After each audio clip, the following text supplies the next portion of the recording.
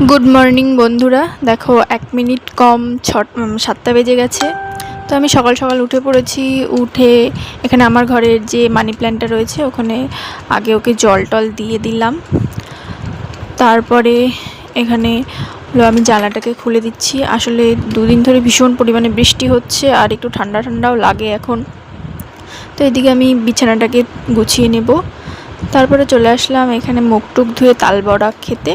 খেতে মা ওদিকে রান্না করছিল। আমি ভাবছিলাম যে আমার ছাদে যে গাছগুলো রয়েছে সেগুলো টবগুলোতে না জল জমে আছে, তাই মাটিটা একটু উর্বর করে দেবো আর হলো টবের পেছনটাতে একটু ফুটো করে দেবো যাতে জলটা বেরোতে পারে।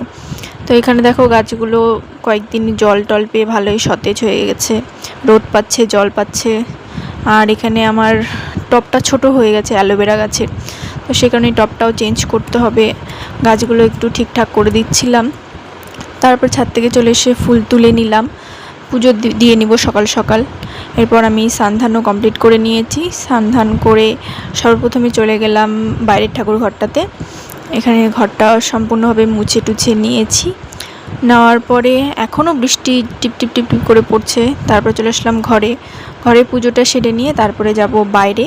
তো আজকের মিনি ব্লগটা তোমাদের কেমন লাগলো অবশ্যই কিন্তু কমেন্টে জানিও।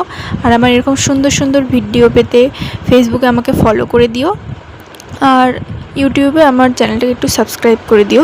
তো চলো আজকে এই ভিডিওটা এই পর্যন্তই, টাটা।